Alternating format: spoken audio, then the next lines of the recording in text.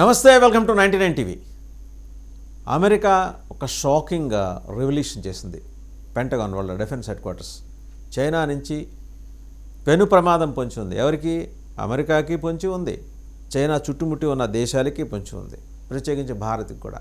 పాకిస్తాన్లో వాళ్ళు they have a base ఏర్పాటు చేశారనో చేసుకుంటున్నారనో చేసుకోబోతున్నారనో చెప్తూ చాలా వాళ్ళు ఒక నివేదిక ఇచ్చారనమాట. Defence headquarters military and security developments 2025లో ఈ మాట స్పష్టంగా చెప్పారు. బార్డర్లో శాంతి నడుస్తూనే మరోవైపు భారత్ని అన్ని వైపులా చుట్టుముట్టేందుకు బీజింగ్ కుట్ర చేస్తోంది.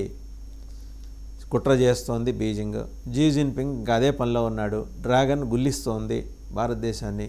ఓకే, భారత్ చైనా మాట్లాడుకుంటాయి కదా, మధ్యలో పెంటగానికి ఏంటి అవసరం?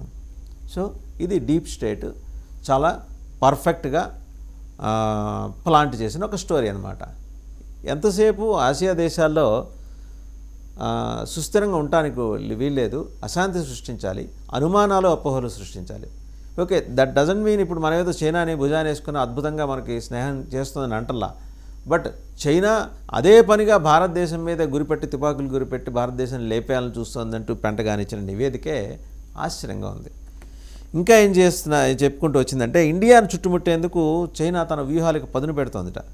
బహుశా మంచి పర్ఫెక్ట్ పదును పెట్టే మిషన్ ఒకటి తెచ్చుకున్నట్టుంది. ఓవైపు అరుణాచల్ ప్రదేశ్ని ప్రధాన ప్రయోజనాల లిస్టులో జాబితాలో చేర్చింది. మరోవైపు పాకిస్తాన్ని భారత్ వైపు ఉసిగొల్పుతూ చైనా ద్వంద్వ వ్యూహాన్ని అమలు చేస్తుందిట. అంటే చైనా పాలసీ ఎలా ఉందంటే, అరుణాచల్ ప్రదేశ్ని తన ప్రయారిటీ లిస్టులో పెట్టుకుంది. రెండో వైపు పాకిస్తాన్ని మన మీదకి భారతదేశం మీదకి ఉసిగొల్పుతూ డబల్ స్ట్రాటజీస్ అవలంబిస్తోందని. ఇదంతా కూడా ఏంటంటే చాలా షాకింగ్ రెవల్యూషన్స్. అంటే తెలియని వాళ్ళకి పెంటగాన్ వ్యవహారం లేకపోతే అమెరికా వ్యవహారం తెలియని వాళ్ళకి చదివితే నిజమా, ఫస్ట్ టైం చదివిన నిజమా చైనా ఇంత చేసేస్తుందని. చైనా కాదు, ఎక్కువ చేస్తుంది పెంటగానే, అదే అమెరికానే. ఇంకా Arunachal Pradesh China core interest అట. ఎందుకు కోర్ ఇంట్రెస్ట్? దాన్ని దక్షిణ టిబెట్ అంటారట. వాళ్ళు పూర్తిగా మన భూభాగంగా వాళ్ళ మ్యాపుల్లో కూడా చూపించరు, వాళ్ళ మ్యాపుల్లో వేసుకుంటుంటారు. చైనా వైఖరి దీని మీద చాలా ఆందోళన కలిగిస్తోందని చెప్పేసి పెంటగాన్ రిపోర్ట్ ఆందోళన చెందింది. ఇక్కడ రెండు ఆందోళనలు, చైనా రిపోర్టులో వచ్చిన ఆందోళన మనకి, దీని మనం ఆందోళన పట్టడం చూసి అమెరికాకి ఆందోళన. ఇప్పటివరకు తైవాన్, దక్షిణ చైనా సముద్రం లాంటి ప్రాంతాలను మాత్రమే తన ప్రధాన ప్రయోజన జాబితాలో ఉంచిన చైనా ఇప్పుడు అరుణాచల్ ప్రదేశ్ను కూడా అందులో చేర్చింది. అంటే ఏ మూమెంట్లో అయినా అరుణాచల్ ప్రదేశ్ మీద అటాక్ జరగచ్చు. There is a possibility. Pentagon చెప్పేది పూర్తిగా నిజమని చెప్పలేం, బట్ ఎగ్జాగరేషన్ ఉన్నా కూడా దాంట్లో ఎంతో కొంత అవకాశం ఉంది. అరుణాచల్ ప్రదేశ్ని దక్షిణ టిబెట్గా పిలుస్తూ వాస్తవాధీనత రేఖ అంటారు, LAC, line of actual control వెంబడి చైనా తన సైనిక మౌలిక సదుపాయాలను భారీగా పెంచింది. ఇప్పుడు కాదు, 10 ఏళ్ళ నుంచి వాళ్ళు పెంచుకుంటూ వస్తున్నారు వాళ్ళు, అందులో అనుమానం ఏం లేదు. విలేజెస్ కట్టి ఆ బోర్డర్ వెంబడి ఉన్నారు, దాని మీద స్టోరీలు వచ్చినాయి, స్టోరీలు ప్లాంట్ చేయబడ్డాయి.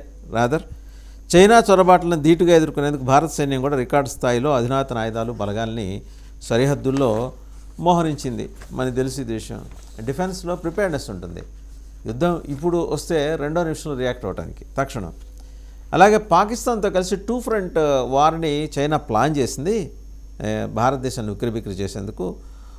చైనా తన ఆల్ వెదర్ ఫ్రెండ్ అనే పాకిస్తాన్ని పిలుచుకుంటుంటుంది, దాన్ని పావుగా వాడుకుంటుంది. మనకు తెలిసింది ఆపరేషన్ సింధూర్ అప్పుడు వాళ్ళ దోనెంబర్ ఇచ్చి అవన్నీ పనిచేసినాయా ఫెయిల్ అయినాయా చెక్ చేసుకుంటే చాలా వరకు 98% ఫెయిల్ అయినాయి.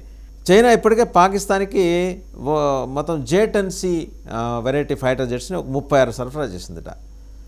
వీటిని పాకిస్తాన్ భారత్ సరిహద్దులకి సమీపంలో మోహరించేసింది ఆల్రెడీ.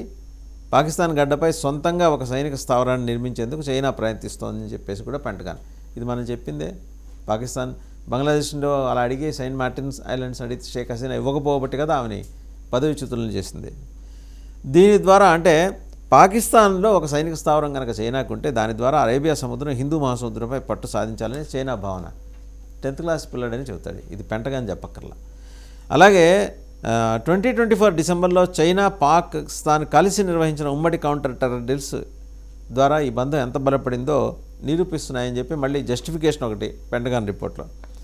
2030 నాటికి 1000కి పైగా అణ్వాయుధాలు చైనా చేతిలో ఉంటాయి, దాని అణు సామర్థ్యం అనూహ్యంగా పెరుగుతోంది. ప్రస్తుతం ఉన్న 600కు పైగా అన్న అణుబాంబులు ఉంటే వాటిని 2030 నాటికి వీటి సంఖ్యను 1000 దాటించాలి అని చెప్పేసి లక్ష్యంగా పెట్టుకుంటా. సముద్ర గర్భంలో తన శక్తిని చాటేందుకు 2035 నాటికి 6 నుంచి 9 విమాన వాహక నౌకలను నిర్మించాలని యోచిస్తుంది. China is into shipbuilding. ఇప్పటికే ఫుజియాన్ నౌక తన ట్రయల్స్ పూర్తి చేసుకుందని కూడా చెప్పింది. పెంటగాన్ చెప్పకపోయినా బయట జనాలు కూడా తెలిసే విషయం. చైనా చాపకింద నీరు వ్యూహం అమలు చేస్తోంది. భారత్ అమెరికా మధ్య పెరుగుతున్న సాన్నిహిత్యాన్ని దెబ్బతీయడానికి చైనా వంత వ్యూహాన్ని అనుసరిస్తోంది. గత ఏడాది లడఖ్లోని డెప్సాంగు డెమ్చోక్ ప్రాంతాల నుంచి సైనిక ఉపసంహరణకు అంగీకరించిన చైనా సరిహద్దుల్లో ఉద్రిక్తలు తగ్గినట్టు నడుస్తుంది. కానీ ఇది కేవలం అమెరికాకు భారత్ని దూరం చేయాలనే ఉద్దేశంతో చేస్తున్న టాక్టికల్ మూవ్ అని పెంటగాన్ పేర్కొంది.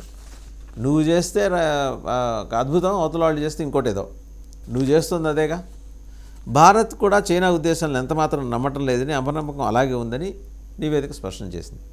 నువ్వు చెప్పకపోయినా భారత్కి చైనా మీదేమీ నమ్మకం లేదు. గ్లోబల్ నెట్వర్క్ గురించి చూసుకుంటే పాకిస్తాన్తో పాటు బంగ్లాదేశ్, శ్రీలంక, థాయిలాండ్, యూఏఈ లాంటి మరో 20 దేశాల్లో తన సైనిక ఉనికిని చాటడానికి చైనా ప్రయత్నిస్తుందట. వాడు పొద్దున్న లేస్తే అదే పని, వ్యాపారం చేయటం, సైనిక శక్తిని పెంచుకుంటూ పోవటం. ఇది ప్రపంచవ్యాప్తంగా అమెరికా అలాగే భారత ప్రయోజనాలకు ముప్పుగా పరిణమించే అవకాశం ఉంది. సరే, వెనకటి ఒక నాటకం ఉంది, కలిపి చెప్పు అంటుంటాడు ఆ క్యారెక్టర్. అట్లాగా నీకు కష్టం వస్తే ప్రపంచంలో మిగిలిన వాళ్ళందరికీ కష్టం వచ్చిందని అనుకుంటే ఎట్లా ట్రంప్ మావా అని చెప్పి జనం అడుగుతున్నారు. ఇలా చైనా చేస్తున్న కుతంత్రాలను ఎదుర్కోవడానికి భారత్ తన రక్షణ బడ్జెట్ని పెంచడమే కాకుండా సరిహద్దులో మౌలిక సదుపాయాలను యుద్ధ ప్రాతిపదికన అభివృద్ధి చేస్తుంది. డౌట్ ఏం లేదు, యుద్ధ ప్రాతిపదికన అభివృద్ధి చేస్తుంది. రైట్. ఇప్పుడు పెంటగానికి ఉన్న మెయిన్ కన్సర్న్ ఏంటంటే పక్కింటి వాడికి కష్టం వస్తుంది, అందుకని తన హృదయ విషయాలన్నీ పెంటగాన్ని చాటుకొని భారత్ అప్రమత్తంగా ఉండాలి. తెలుసు మాకు ఎట్లా ఉండాలో. ముందర మీ ప్రపంచ పోలీసింగ్ మానేసి పేనుకు పెత్తనం ఇచ్చే తనంతా గొరిగి పెట్టిందట.